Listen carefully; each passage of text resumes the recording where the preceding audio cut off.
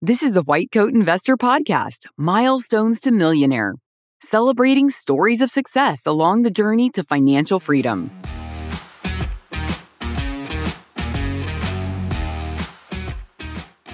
This is Milestones to Millionaire Podcast number 174. The VA physician pays off student loans and becomes a millionaire in 5 years. Learn why physicians have invested over $260 million with DLP Capital, a familiar name within the WCI community as a longtime member of our investment opportunities list. If you want to invest with a high-growth impact investor who believes in doing well while doing good, we encourage you to check out DLP Capital and its real estate-backed investment funds.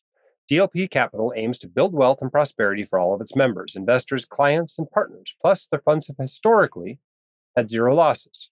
Find out more at whitecoatinvestor.com/DLP. They're a must consider if you're thinking about diving into the world of investment housing.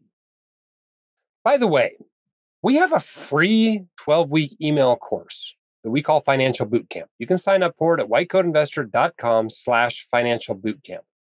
Medical school forgot one subject, personal finance. If you're like most doctors, nobody taught you anything about managing money or investing. Financial Bootcamp is the financial education you need to convert your high income to wealth. This free 12-week email course could be worth millions of dollars to you over your lifetime. All right, we got a great interview today. You're going to love Jeff. Let's get him on the line. Our guest today on the Milestones to Millionaire podcast is Jeff. Jeff, welcome to the podcast. Thank you for having me. Tell us what you do for a living, in what part of the country you do it, and how far you are out of training. So I'm an emergency medicine physician, and I am almost 6 years out of training, having finished training in 2018, and right now I'm in Texas. All right, and we are celebrating a milestone with you. Tell us what milestone we're celebrating. So I actually have two. I actually was able to pay off $370,000 of student loans, and that was done in December of last year. And we just hit the millionaire mark as well. Wow, congratulations. Two great milestones to knock out in 5 years out of residency, basically. It's very cool. 370 grand in 5 years. I mean, that's, I'm not that good at math, but that's got to be what, $74,000, something like that a year? That's not a small amount of money. For lots of emergency docs, that's a quarter of your income that went towards student loans over the last 5 years. Yes. And if you're paying at least a quarter of your income in taxes, it's a third of your take home. So absolutely, a serious commitment. What made you want to do that? For me, I had disregarded my student loans throughout all of residency, hadn't looked at them.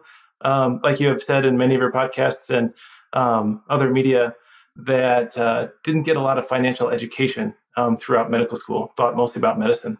And so when I finally finished residency and actually sat down and said, let's take a look at this and how much do I owe and how much is that? I saw how much I did owe. I saw that $40,000 of interest was going to be capitalized. And I broke it down to see how much interest I was going to be paying every day. And it really just turned my stomach. So I said, let's get this done. Very cool. So how much do you think you owed when you came out of med school? Do you even know? So I think it was, I'm pretty sure throughout residency, it was an extra 40 that got capitalized. Okay. So it would have been 330 or so at the end of med school. Yeah. All right. And did you do any moonlighting in residency, or you just have a typical $60,000 or $65,000 resident salary? I just had a typical salary. Actually, my wife and I were in two different cities. So and we have children. So trying to maintain some family normalcy meant I was doing a lot of traveling and didn't have a lot of extra time for moonlighting. And not a lot of extra money either, it sounds like. Although we had to pay for two different residencies. I assume your wife works as well. She's in a different city? She does. She's a teacher. She's a professor of history. Okay. So a significant contribution, but certainly not the lion's share of the family income. Right. All right. So these are federal loans. These are private loans. What were these? They were federal. So actually, my first job out of residency was at the VA, the VA ER. And so in order to qualify for the VA's loan repayment, you cannot consolidate. You couldn't refinance your loans to private. You had to keep them federal. That actually benefited me with the federal loan interest rate going down to zero. But that's why I didn't refinance them, although I had wanted to because the interest rates were relatively high at the time. You were a VA employee? Yes. So how much did they give you toward your loans, if anything? $40,000 a year. for 40,000 5 years. a year for 5 years. That's 200 of it. Yeah. That's a not a insignificant addition to your income. And the other benefit is with the VA loan repayment, it's tax free. So Yeah. I didn't have to pay tax on it wasn't considered an income. Yeah. What about PSLF? I mean, as a VA employee, you're eligible for PSLF. Did you consider that? I did. When I had started trying to pay back my loans, I tried to do a lot of math to see if I try and minimize the payments and take these out towards the 10 years versus if I pay them off, how much interest am I going to pay versus how much am I going to save getting them forgiven later. And I ultimately made a decision to try and pay them off earlier. And I also wasn't sure what would happen with PSLF either. So I took the sure route. Okay. So you changed jobs, about the same time you finished paying off the loans? Yes. And is your job now a PSLF qualifying job? I still work, now I'm a fee basis employee at the VA in Texas, but I'm at a private hospital now in the ER. Okay. So your job now doesn't qualify for PSLF. What Right. was the difference in your income at the VA versus what you're making now at the private job? So the take home pay was different. The benefits of the VA, I think, get hidden in a lot of the long term benefits that you get through working there. I was actually the director of the ER, so I was hiring people too into the ER, and so I did all of this work to show how much these benefits actually get people over time. Like I qualify for a pension since I worked there for 5 years, which is very nice. But the take home pay at my new facility is definitely more in the short term, but they don't offer any benefits. So there's no retirement account, there's no uh, payment for malpractice insurance, and there's there's not even any CME money. So the VA does offer a lot in that regards. Not counting any of the benefits, what was your take home over the 5 years you were paying off the student loans? So take home for me when I started at the VA was about 300, and then actually this last year it was a bit more because I had a bunch of leave built up, and so when I left that VA, they just paid it out in all one lump sum. So this past year was actually just over 400. So 5 or 6 years ago, you and your wife got together and had some sort of a conversation at the end of residency that kind of put you on this pathway. Can you tell me about that conversation? Absolutely. We had an earlier conversation when I started medical school about how we were going to handle debt. And we saw this type of debt as important because it was necessary to build the skills in order to get the type of income we would want later in our lives. But when we sat down and looked at how much we actually owed, it was sort of a no-brainer between the two of us that it would be something that we both cared about trying to tackle together. And we actually do our finances. What I thought was a little bit differently than most people, but as I talk to other people my age, it seems like other married couples do this as well. We actually have two separate accounts completely. And so when we take our monthly money together, we decide what we're going to pay bills on. And then whatever left over is we just split between the two of us and between our two separate accounts. But paying off the loans was a priority between the both of us. So, You know, what's pretty impressive here is not just that you paid off your student loans, right? I mean, you made $300,000, you got $40,000 a year toward them in addition to that. I guess I'm not super surprised to see you paid it all off in 5 years. What I am surprised at is that you paid it off in 5 years and became a millionaire. So you weren't just putting money toward loans. There was a lot of money going toward investments as well. And presumably you bought a house and probably had a little bit of appreciation in that. Tell us we about did. your assets now. Tell us about your assets So and your debts. most of our assets are in our retirement accounts. So we have roughly 600, I would say, across our various retirement accounts. I've got the TSP, and my wife has a 401k. She had one from her job before Texas and also now in Texas. And we also have brokerage accounts between the two of us as well. My wife has built up a CD ladder, so she's a little bit more risk averse than I am with her investments. So she has invested in CDs on a monthly basis, and then once those come in, she just kind of reinvests them into another one, which in this interest rate environment has gotten a little bit better. I would say she has about 300 in those types of investments. And we also have some money in 529 plans for our children as well, which I actually didn't include that in the net worth calculation. Yeah. Is there a house as well? We had a house in Iowa because we were in Iowa before Texas, but we sold that house. And since we didn't know the area in Texas where we would be, we're renting right now. Okay. Very cool. Any debt still? No debt. All completely gone. 100% debt free. Debt free. Pretty awesome. Pretty awesome. Feels good. Debt free. Student loans gone. Millionaires. Only 5 years out of residency. The world is your oyster. Yes. Very cool. It feels that way. Yeah. It took us 7 years. I was in the military for 4 of them, obviously, to become millionaires. So I'm always impressed when anybody does it faster than that. So good job. Congratulations on that. How does it feel to be debt-free, to have the student loans gone? Absolutely wonderful. I think it's difficult to overstate how good it feels. When I first sat down and looked at the loans after residency, it almost felt like I had dug myself into a hole, and working felt a little bit worse because I felt like I was just working to pay back all of this debt. And now that I've paid it all off, the actual practice of even medicine feels better because I'm no longer working for repayment of something that I had gotten years ago. Now I'm working to build towards the future. So psychologically, it feels so much better. Either of you come from money? Did either of you know millionaires when you were growing up? We did not. It's very cool. My parents pretty much sacrificed everything they could for our education. At their own retirement accounts, they didn't really help build up themselves. They put all their money towards us. So I saw the sacrifices that they made, and it also kind of lights a fire under me to make sure that I don't disappoint and make the most of it as well. Yeah, might be worth saving a little extra in case you end up helping them later. That's what I hope. Yeah.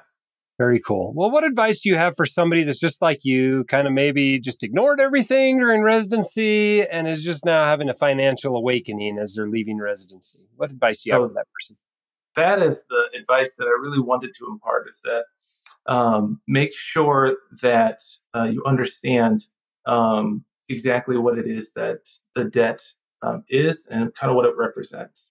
I actually played football in college too, and one of the lasting lessons I learned from one of our coaches was that you don't dream about things, you visualize things. And the difference is that when you're dreaming, you're just thinking about the end point. But when you visualize, you actually see all of the little details that you're going to have to do to get to that end point. And so when I finished residency and looked at how much loans I had, I actually made a large Excel spreadsheet with each loan, how much principal, how much interest, how much daily interest it was costing me, and how much monthly interest it was costing me. So it was costing me $50 every day, up to $1,500 a month just in interest. And that's money that's just wasted. And so that really gave me the motivation. And then I could see each loan and what I had to do first. So I tried to attack them in order of the highest interest down to the lower. And as I took each one out, then I could recalculate and say, hey, now I'm only paying $25 a day. I'm only paying 10. And so it just made it even more, even fun almost to get rid of them. Cool. Sounds like you built some momentum and carried it through to the end. So congratulations to you. You're a great doc, great father, great husband, great American. You should be proud of what you've accomplished together with your wife. And I wish you continued financial success as well as success in your career. Thanks again also for serving at the VA. Thank you. I appreciate it. All right. What I love most about that interview is that Jeff was clearly putting a big percentage of their income toward building wealth, right? To get to $1 million in 5 years, right? Think about what you got to be putting away. I mean, you don't have to put all some, but you get growth, right? You get appreciation, but basically you got to be putting, I don't know, $150,000 or something toward building wealth, plus the money that was going toward paying off student loans, right? For a doc making $300,000, that's a big chunk of your income, right? You pay taxes, you live like a resident. Everything else is going toward building wealth, whether it's paying down debt or whether it's going toward investments, right? That's a lot of discipline for 5 years, but look how well it's paid off. They are in a fantastic place. They've got a great start. Frankly, financial independence is probably only 5 more years away for them. And then they'll have the ability to do whatever they want the rest of their lives. Front load your financial work in your life. You will be very grateful. Trust me, 40s, 50s is not that old, right? You can still enjoy your money at that point. Yes, a few very unlucky people have something terrible happen to them in their 30s and don't get to experience their 40s and 50s, but the vast majority of people will. And trust me, your 40s are way better when you're not putting your nose to the grindstone like you did when you were 32, and being able to step back a little bit and drop the work you don't like and maybe go part-time, and maybe one of you can be home with the kids and you can coach their hockey team, whatever. Trust me, you're going to want something by mid-career that's a little different than just nose to the grindstone work all the time. By taking care of your finances early on, you'll be able to do that. It's not that it's impossible to reach financial independence by the end of your career without living like a resident for a few years. I'll tell you what, it's way easier if you just kind of front load some of that work. Today, I wanted to spend a little bit of time talking with you about what I call false diversification.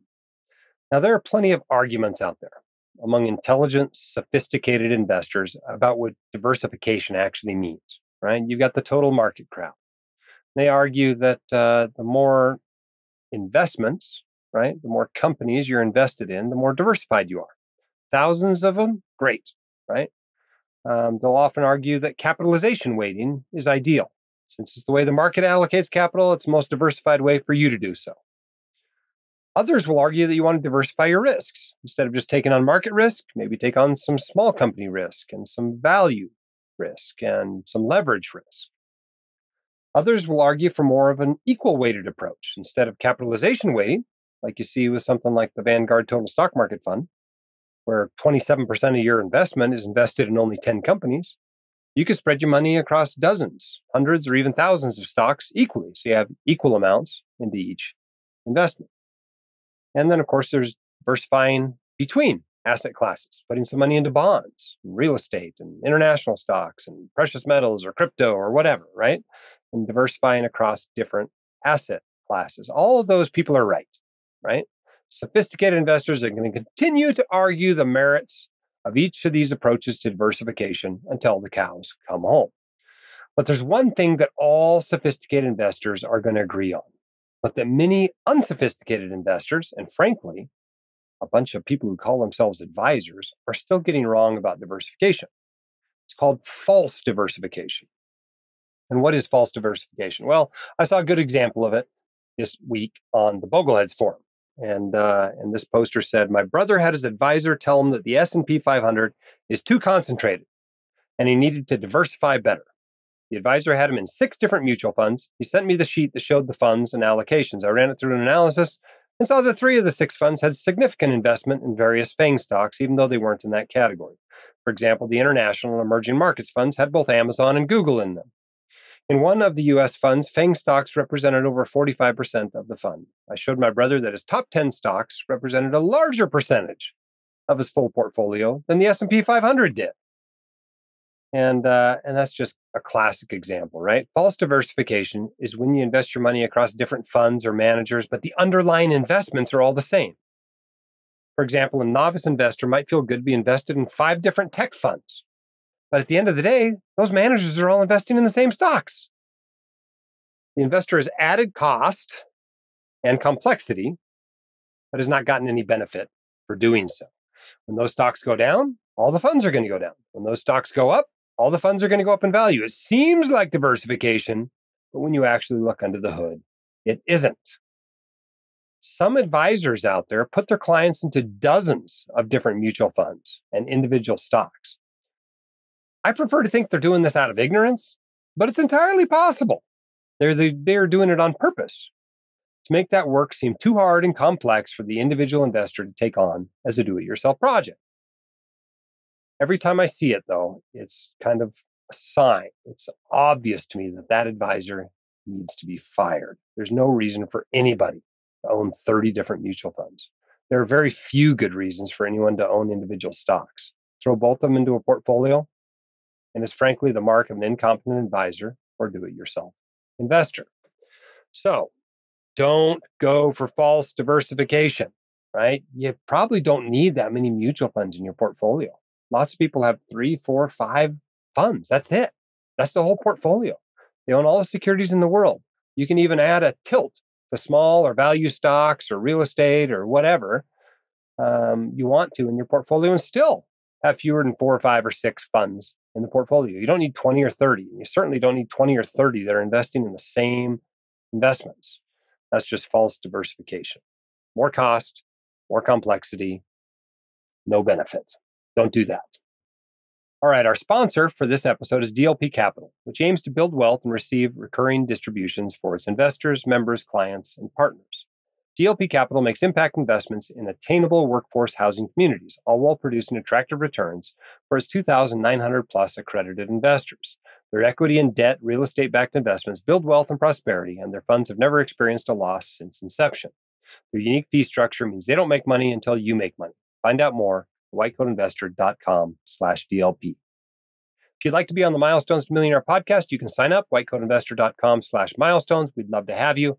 Until next week, keep your head up, shoulders back. You've got this. The entire WCI community is behind you. Keep going. You will reach your goals. See you next week. The hosts of The White Coat Investor are not licensed accountants, attorneys, or financial advisors. This podcast is for your entertainment and information only. It should not be considered professional or personalized financial advice. You should consult the appropriate professional for specific advice relating to your situation.